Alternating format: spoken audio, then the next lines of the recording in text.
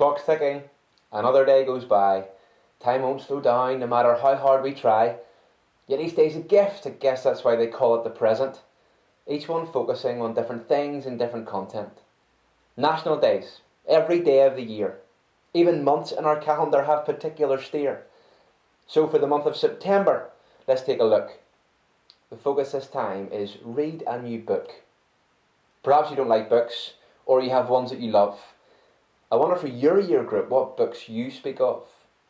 Maze Runner, Potter, Kipling or King, or maybe comic books are more of your thing.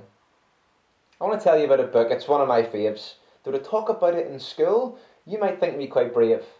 It's a story of adventure, of life, love and light, of truth and hope and mankind's ultimate fight. I wonder if you've read it. For me, it's vital.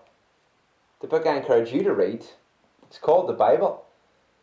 Now, you may think it irrelevant, boring and old, but give it a chance. Its contents are something to behold.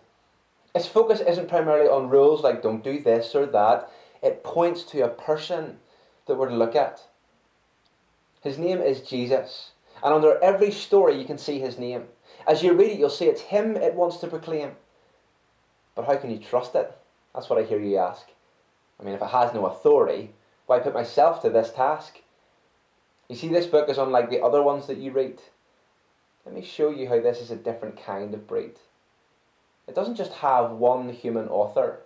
It has over 40. And they all point to Jesus as the ultimate hero. And some of these writers were politicians, shepherds, farmers, crooks and kings.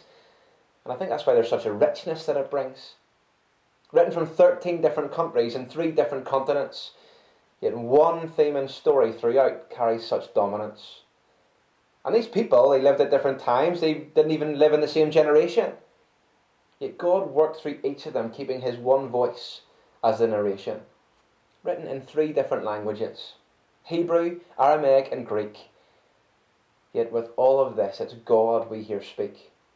God's the divine author of this best-selling book in history. Which makes sense as this book tells us that this is his story. The Bible has amazing accuracy and consistency about God's plan shown to us in Jesus. Fully God and fully man. So, pick it up and read. But maybe you're not even sure where to begin. You see, there's 66 books here. That's why it's not thin. So why not start with Jesus' life account by Mark?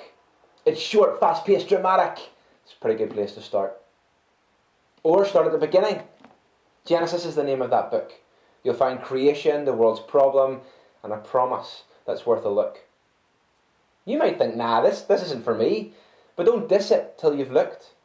Don't just point and laugh. There's life here in this book. You can't just discard it. It's been about too long. And that's why I encourage you to deal with it head on. So as we think about a month to read a new book, why not read the Bible? It may give you a different outlook.